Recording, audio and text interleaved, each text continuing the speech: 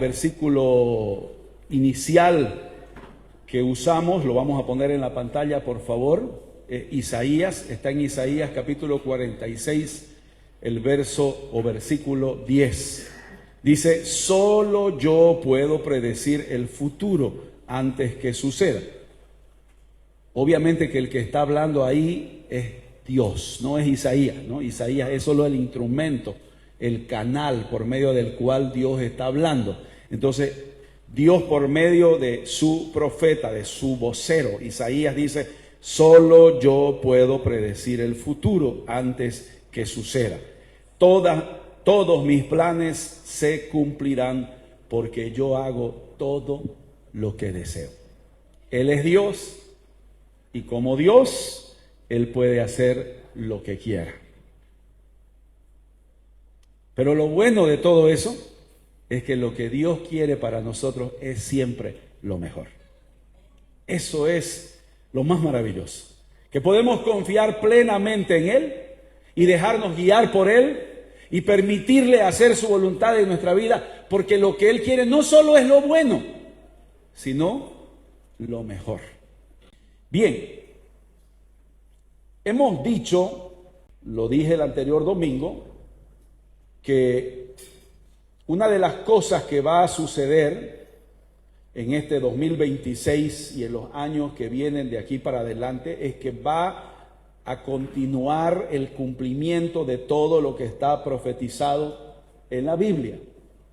Y el domingo pasado analizamos un texto bíblico, uno de los tantos pasajes que trata acerca de una serie de profecías que fueron dadas por el Señor Jesucristo cuando sus discípulos se le acercaron y le preguntaron acerca de los acontecimientos que indicarían la cercanía de su regreso a esta tierra. Ya vimos eso, está en Mateo 24. Hoy quiero profundizar en algunos puntos importantes que Jesús mencionó en esa oportunidad. Y vamos a poner el punto número 1, por favor. El pecado y la maldad seguirá aumentando en el mundo, haciendo que se enfríe más el amor y que aumente el odio. Como dije el anterior domingo, lamentablemente todo esto que está pasando en el mundo no va a cambiar para bien, no va a mejorar. Estoy hablando del mundo en general. Estoy hablando del mundo sin Cristo, del mundo, es decir, de las personas que no tienen a Dios como prioridad en sus vidas, que no les importa lo que Dios dice. Me refiero a la gran mayoría de gente que vive en este planeta, que no le interesa ni buscar a Dios ni agradar a Dios, y que lamentablemente por causa del pecado en el que viven están esclavizados al reino de las tinieblas. Jesucristo habló claramente y también lo hicieron los apóstoles cuando dijeron que hay un Dios con minúscula que está gobernando este mundo, que hay un príncipe, un rey de las tinieblas que está gobernando el mundo sin Cristo, y ese príncipe o ese Dios de este siglo no es otro que Satanás. Y lamentablemente el ser humano, al no hacerle caso a Dios, al rechazar sus obras, al rechazar sus mandamientos, ha decidido someterse a ese dominio, a ese reino. Y por eso es que el mundo está tan mal como está. Porque el hombre le ha dado las espaldas a Dios y ha preferido hacerle caso al diablo y hacer todo lo malo, todo lo contrario a lo que Dios ha ordenado para nuestro bien. Y por eso es que está pasando lo que está pasando en el mundo.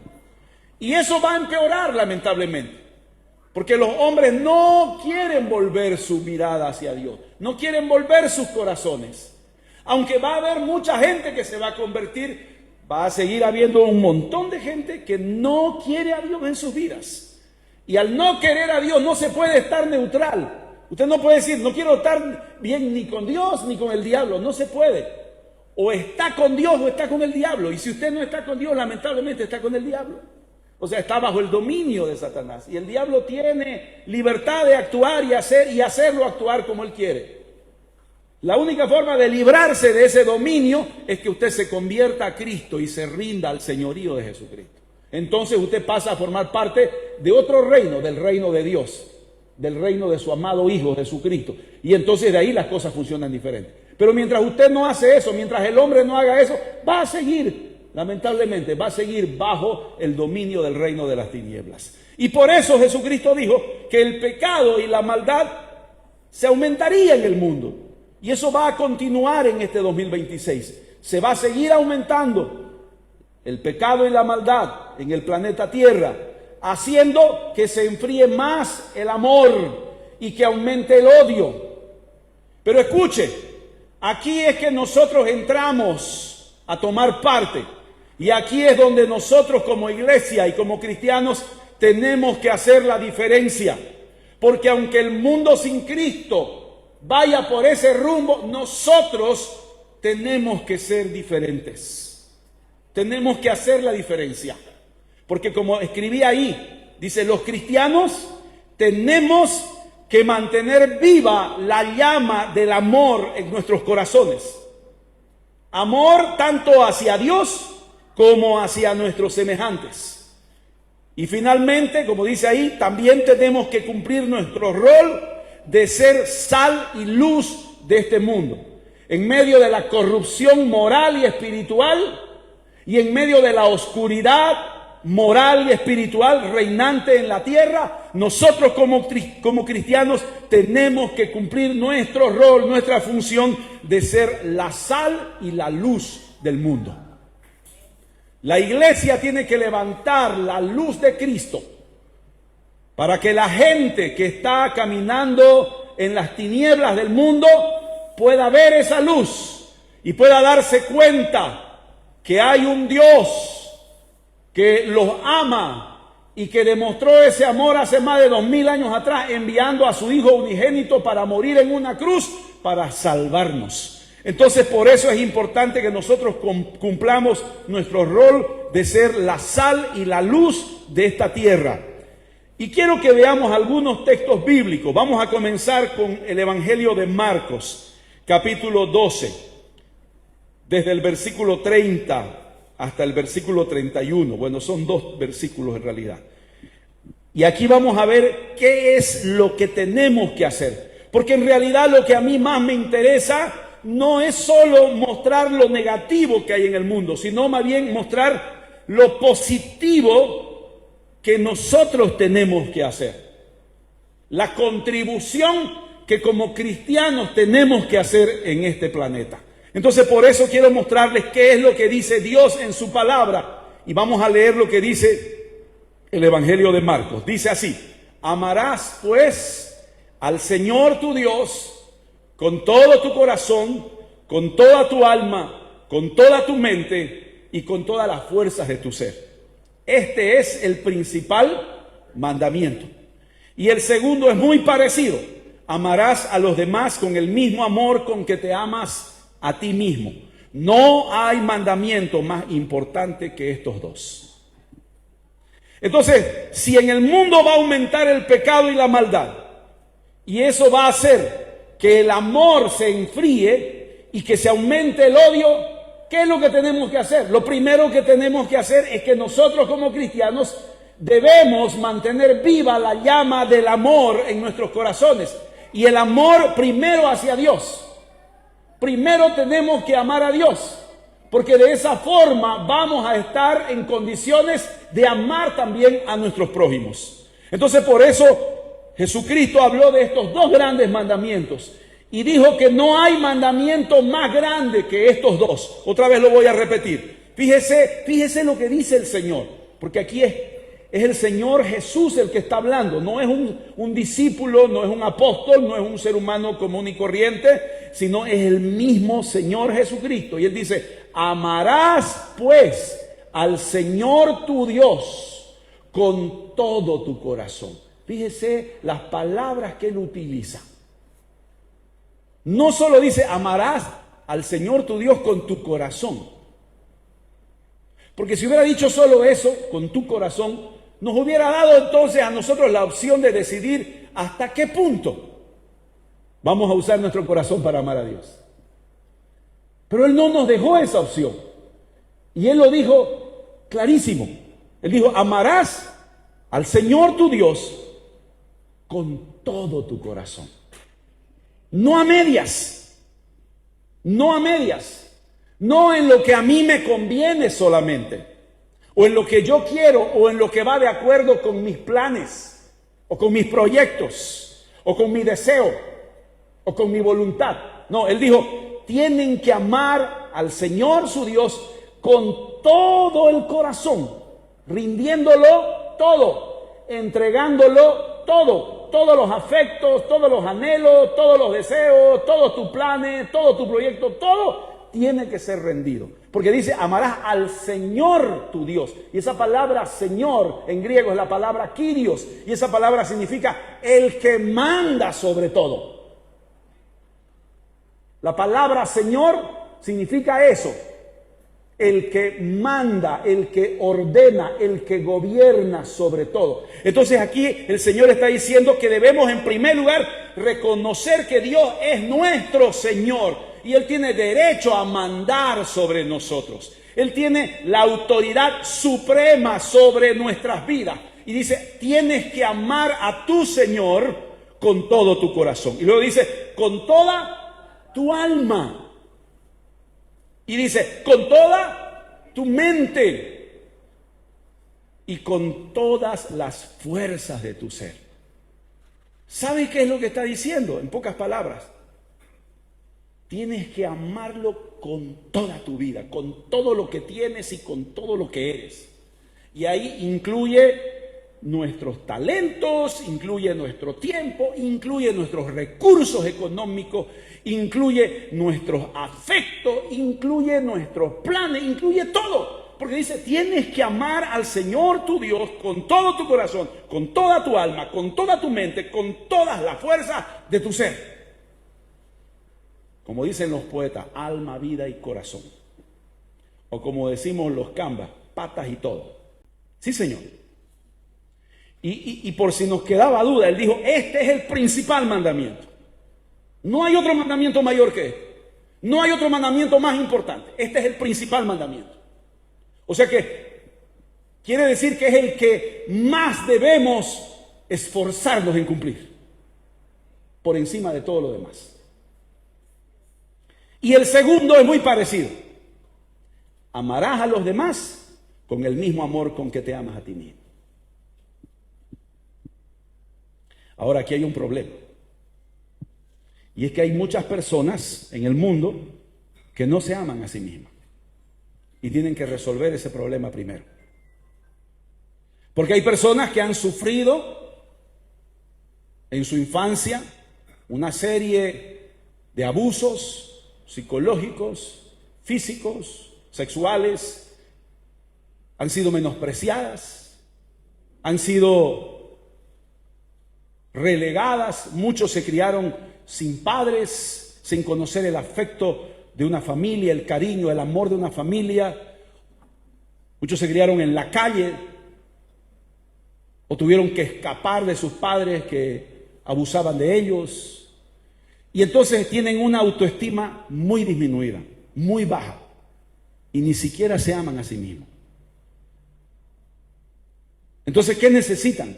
Necesitan entregar sus vidas a Dios para ser reconstruidos.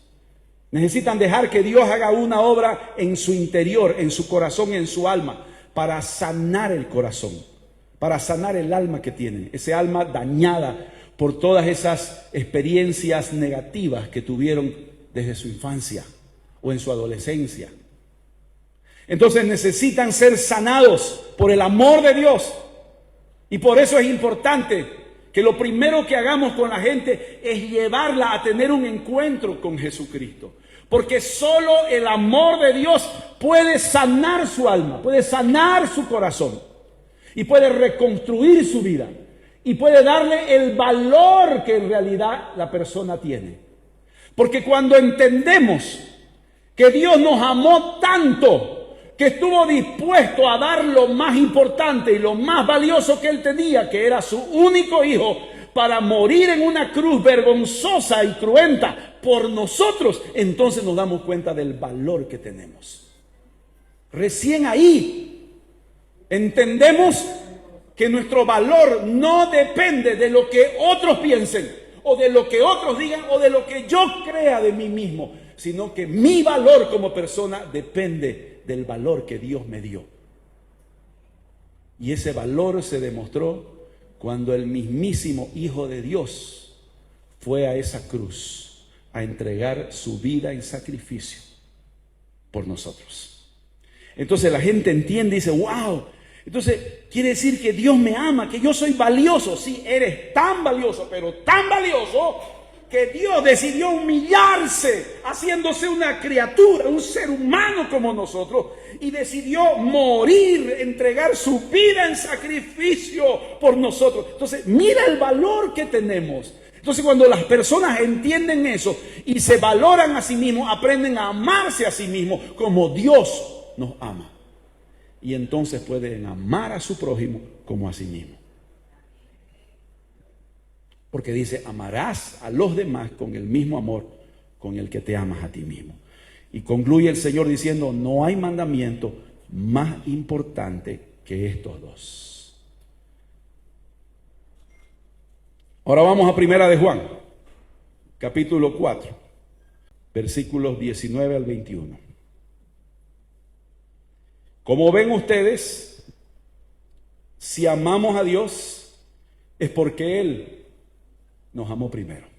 Si alguno dice, amo a Dios, pero aborrece a su hermano, es un mentiroso.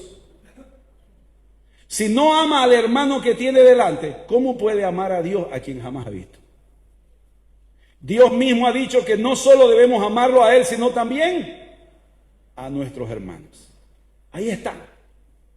Escuche, aunque en el mundo reine el odio, aunque en el mundo se aumente el odio y se aborrezcan unos a otros, nosotros como cristianos debemos ser el ejemplo de amor y debemos amarnos como hermanos.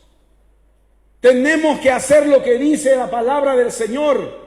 Demostramos incluso que amamos a Dios cuando amamos a nuestros hermanos, porque aquí dice clarito, si alguno dice amo a Dios pero aborrece a su hermano, y está hablando de su hermano en Cristo, está hablando de otro que es cristiano igual que él. Dice, pero si dice alguien, amo a Dios, pero aborrece a su hermano, es un mentiroso.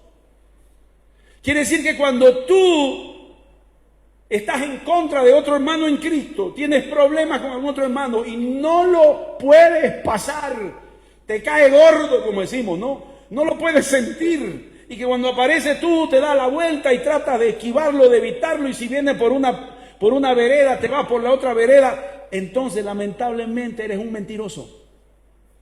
Porque dices que amas a Dios, pero aborreces a tu hermano. Si no amas al hermano que tienes delante, ¿cómo puedes amar a Dios a quien jamás ha visto? Y dice, Dios mismo ha dicho que no solo debemos amarlo a Él, sino también a nuestros hermanos. ¿Y quieren ver dónde dice eso? Vamos a Juan. Juan capítulo 13, versículos 34 y 35. Dice, un mandamiento nuevo les doy. ¿Quién está hablando ahí? Jesús. Dice, un mandamiento nuevo les doy. Que se amen unos a otros. Así como yo los he amado, ámense también ustedes unos a otros. ¿A quién les está hablando? A sus discípulos. Les está hablando a los que son sus seguidores, a los que son cristianos. Y entonces le dice, ustedes como cristianos, como discípulos míos, como seguidores míos, tienen que amarse unos a otros así como yo los he amado. Ámense también ustedes unos a otros así, de la misma forma. Piense un momento. Cuando el Señor dice que nos amemos de la misma forma en que Él nos ha amado, ¿qué implica eso? ¿Qué implica eso? Yo le voy a decir algunas cosas que implica. Implica aguantarnos unos a otros, tolerarnos unos a otros. Implica que aunque mi hermano no me caiga mucho, igual debo amarlo, que yo debo tolerarlo. Si su conducta, su comportamiento de repente no es el más adecuado o no me gusta, entonces yo debo esforzarme de sobreponerme a eso y a pesar de eso amarlo, porque así nos ama el Señor. ¿O no? Imagínense si el Señor nos amara de acuerdo a cómo nos comportamos. Si su amor dependiera de nuestro comportamiento, ¿qué sería de nosotros? ¿Dónde estaríamos? Ya cuánto el Señor nos haya hecho salir de acá desobediente de cuenta, digamos, ¿no? Que no me haces caso, que a pesar de que conoces mi palabra, a pesar de lo que yo te digo, no me haces caso, igual haces lo contrario. No quiero nada contigo. Porque ¿cuántas veces le fallamos? ¿Cuántas veces nos portamos mal ante Él? ¿Y cuántas veces Él nos perdona? ¿O nos ha perdonado? Entonces, si Él me ama de esa forma y me trata de esa forma, perdonándome cada vez que le fallo y le pido perdón, Él me perdona, Él sigue bregando conmigo, Él sigue teniendo paciencia conmigo, Él sigue trabajando, Él sigue obrando, Él sigue bendiciendo mi vida. Entonces, ¿quién soy yo para no hacer lo mismo con mi hermano en Cristo? Y para exigirle a Él que actúe diferente si quiere que lo ame. Porque si no hace lo que yo creo que debería hacer, entonces, olvídate, viejo, no hay trato contigo. Fíjense, lo dice clarito. En esto conocerán todos que ustedes son mis discípulos, si se aman unos a otros. La marca sobresaliente de la iglesia cristiana tiene que ser el amor. Lo que más sobresalga, lo que más debe mostrarse hacia afuera, no es que hablamos en lenguas, no es que profetizamos, no es que predicamos una maravilla o enseñamos fantástico, no es que hacemos muchas cosas increíbles. No, lo que debe mostrarse hacia afuera principalmente es que nos amamos entre nosotros. Porque Jesús lo dijo tan claramente: en esto conocerán todos que ustedes son mis discípulos. Hermanos queridos, en este 2026 tienen que conocernos como iglesia, como discípulos de Cristo, porque nos amamos entre nosotros, porque nos amamos unos a otros. No escuché ni un amén. Ustedes saben que los primeros cristianos, los cristianos que vivieron en los primeros siglos de la era cristiana, fueron perseguidos, matados, muchos fueron lanzados en el circo romano para hacer comida de los leones, otros fueron empalados, otros fueron decapitados, otros fueron crucificados, sufrieron mucha persecución en los primeros siglos. ¿Y sabe qué era lo que más decían sus enemigos cuando los veían? ¿Saben qué era lo que decían? Miren cómo se aman entre ellos. Eso fue lo que más les llamó la atención a sus verdugos, a los romanos que los perseguían, a los enemigos acérrimos que tenían. Miren cómo se aman. Cómo hasta en los peores momentos están unidos. Miren cómo se abrazan, miren cómo se ayudan, miren cómo se defienden, miren cómo están pendientes el uno del otro. Realmente estos saben lo que es el amor. Y eso tienen que decir de nosotros en este siglo también. Tienen que mirar a los miembros, a los integrantes de la iglesia El Renuevo y decir: ¡wow! ¿Cómo se aman entre ellos? Y no mirar y decir: ¡wow! ¿Cómo se pelean? ¿Cómo se dividen? Increíble, las camarillas, los pleitos. Miren cómo hablan el uno contra el otro. Miren cómo se critican. Miren cómo murmuran. Miren cómo chismean el uno del otro. Miren cómo están todo el tiempo ahí en divisiones. Tiene que cambiar esa historia. Tenemos que arreglar nuestras diferencias, si las hay. Tenemos que reconciliarnos entre los que estamos peleados. Tenemos que aguantarnos como somos. Y tenemos que buscarnos y amarnos y demostrarnos el amor de Dios entre nosotros. Sí, yo se lo voy a mostrar. Romanos capítulo 13, versículo 8, dice, paga las deudas. Paga las deudas, no le debas a nadie nada, excepto las deudas de amor hacia otros, pues estas nunca se terminan de pagar. Al amarlos, estarán obedeciendo la ley de Dios y satisfaciendo sus demandas. Porque si amas a tu prójimo como a ti mismo, ¿qué dice? Jamás sentirás deseos de perjudicarlo, engañarlo, matarlo, ni robarle. Jamás pecarás con su esposa, ni desearás lo que le pertenece. No harás contra él nada que los 10 mandamientos prohíban, porque todos se resumen en uno solo: amarás a tu prójimo como a ti mismo.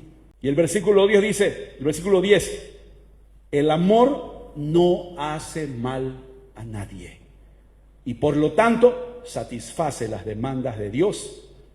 Y dice, es la única ley que necesitamos.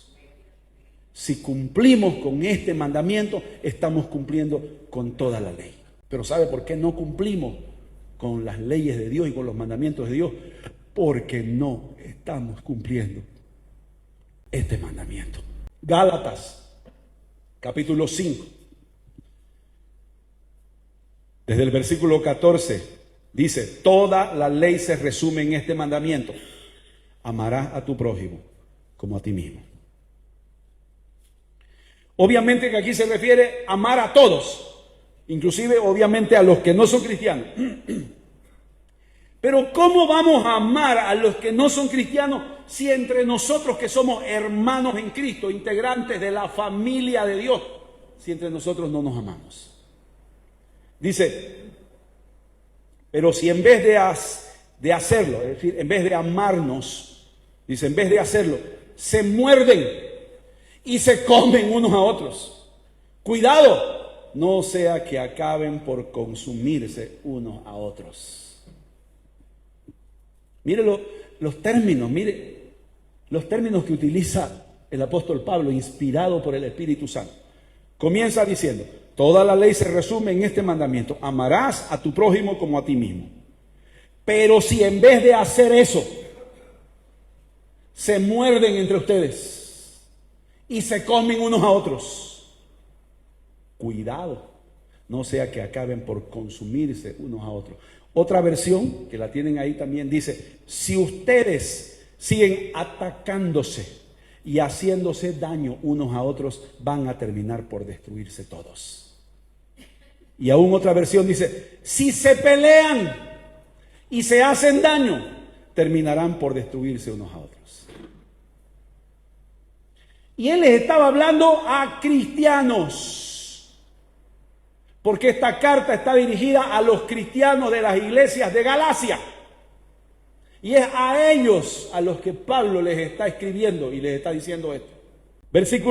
Romanos capítulo 12, versículo 9 y 10 dice, ámense sinceramente unos a otros.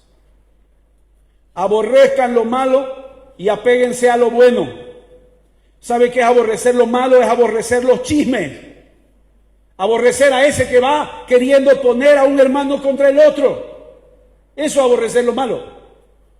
Aborrecer al que habla en contra de otro y al que va y te lo cuenta y al que va y trata de ponerte en contra del otro hermano. Aborrécelo. Porque dice aquí, aborrezcan lo malo y apéguense a lo bueno. ¿Por qué? Porque antes está diciendo, ámense sinceramente unos a otros. Y el versículo 10 dice, ámense como hermanos los unos a los otros, dándose preferencia y respetándose mutuamente. Establezcamos un principio, hermano, desde comienzo de año. Cuando alguien venga a querer hablar mal de otra persona, dígale, un momentito. Si me vas a hablar mal de esa persona, quiero que esa persona esté también aquí. para que él pueda defenderse. Porque no es justo que vos hables mal de esa otra persona si él no puede defenderse. Porque vos me vas a contar tu versión de los hechos. Pero quiero escuchar la versión de él también, para ver qué es lo correcto. Y si lo que me vas a contar no me va a edificar, entonces mejor no me lo cuente. Y con eso paramos el asunto. Hermano, una de las cosas que más daño le hace al amor entre cristianos es el chisme. Es el chisme y la murmuración, la queja, el hablar unos contra otros. Y eso tiene que parar en nuestra iglesia si queremos cumplir el mandamiento que nos dio el Señor de amarnos unos a otros. Colosenses capítulo 3, desde el versículo 12, dice: dado que Dios los eligió para que sean su pueblo santo y amado por Él, ustedes tienen que vestirse de tierna compasión, bondad, humildad, gentileza y paciencia. Sean comprensivos con las faltas de los demás y perdonen a todo el que los ofenda. Grábese eso en la tabla de su corazón para este 2026. Porque yo lo voy a hacer también. Dado que Dios los eligió para que sean su pueblo santo y amado por Él, entonces ustedes tienen que vestirse también de tierna compasión, bondad, humildad, gentileza y paciencia. Y dice: sean comprensivos con las faltas de los demás. Porque es que no nos volvemos perfectos cuando nos convertimos a Cristo. Seguimos teniendo faltas, seguimos teniendo defectos, seguimos cometiendo errores. Entonces por eso dice: sean comprensivos con las faltas de los demás y perdonen a todo el que los ofenda. No dice no los van a ofender, no, más bien dice los van a ofender. Van a haber personas que van a ofenderlos. ¿Qué tienen que hacer ustedes? Perdonarlo. Recuerden que el Señor los perdonó a ustedes, así que ustedes deben perdonar a otros. ¿Sabe, mi hermano, cuándo usted puede dejar de perdonar a los que lo ofendan? ¿Sabe cuándo? Cuando Dios deje de perdonarlo a usted. Cuando usted deje de portarse mal y usted deje de hacer cosas que desagradan a Dios y no tenga que pedirle perdón para que Dios no lo perdone, entonces en ese momento usted puede también decidir que no va a perdonar más a nadie. Pero mientras usted necesite ser perdonado por Dios, entonces usted necesita perdonar a los que lo ofendan. Dice: sobre todo, vístanse de amor, lo cual nos une a todos en perfecta armonía.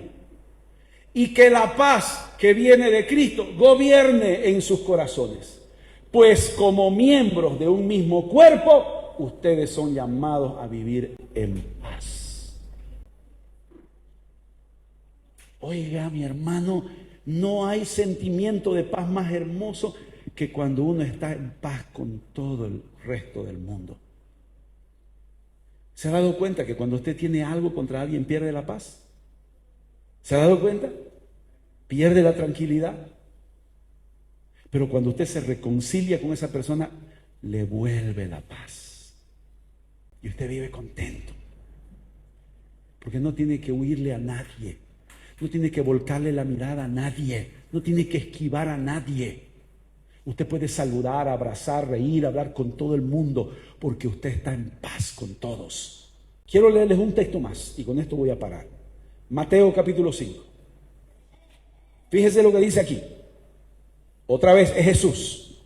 Dice: ustedes conocen el mandamiento que se enseñó a la gente, a la generación anterior, perdón.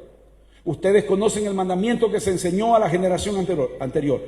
No matarás o serás juzgado. Pero yo les digo que si guardan enojo o rencor, como dice otra versión, si guardan enojo en su corazón, escuchen, Escuche, está hablándole a los creyentes, a los cristianos, a los que son sus discípulos, sus seguidores. Dice, pero yo les digo que si guardan enojo en su corazón contra un hermano creyente, están sujetos a juicio. Y cualquiera que menosprecie e insulte a un hermano creyente será responsable ante la congregación. Y cualquiera que maldiga a un hermano creyente corre el peligro de ser enviado al infierno ardiente.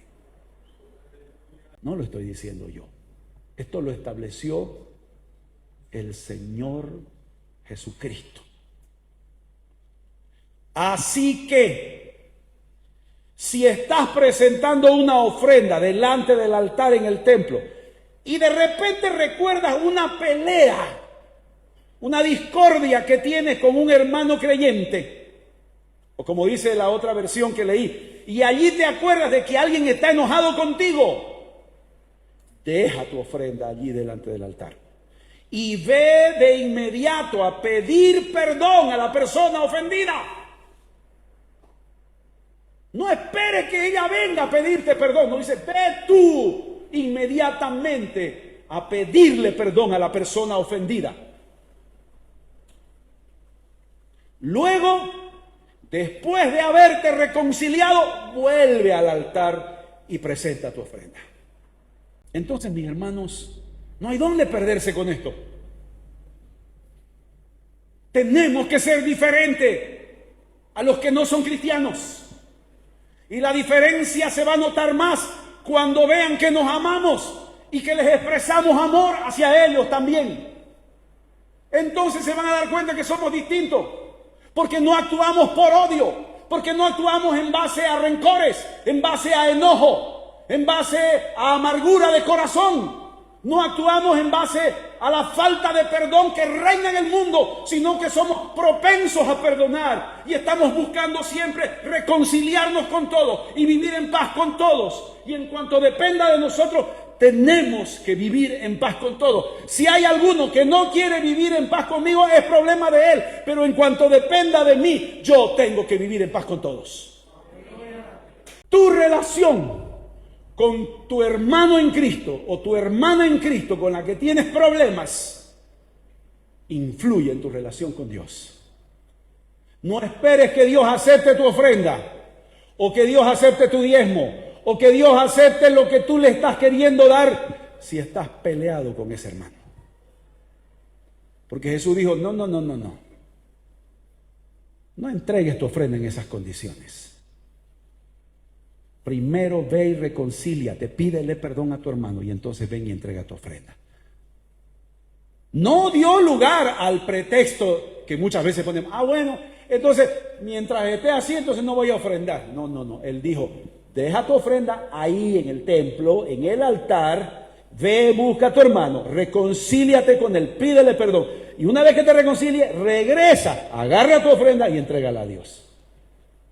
No te dio opción a que te hagas el vivo y te quedes con la ofrenda que le pertenece a Dios. Pero lo que Dios quiere es que esa ofrenda la entregues junto con la ofrenda de tu corazón. Señor, esta ofrenda representa la ofrenda de mi vida, la ofrenda de mi corazón a ti. Y ya arreglé mis cuentas con mi hermano. Ya no estoy peleado, ya no estoy enojado con él, ya le pedí perdón. Y no importa si él no me pidió perdón, yo ya lo perdoné. Aquí, Señor, está mi ofrenda. Amén. Cambiemos esa mala imagen que hemos dado al mundo. Mira, esos evangélicos, esos cristianitos, viven peleándose entre ellos. Viven divididos. Mira, cada vez aparecen nuevas iglesias y esta iglesia está contra esa otra iglesia. Este pastor está contra otro pastor, este hermano contra otro hermano. Mira, no se traga, no se quiere. Cambiemos eso, por favor. Ya basta. Obedezcamos lo que el Señor nos dijo. Que nos amemos unos a otros. Porque en esto conocerán que somos sus discípulos. Si tenemos amor entre nosotros. Si es necesario perder algo, perdámoslo. Ya no importa.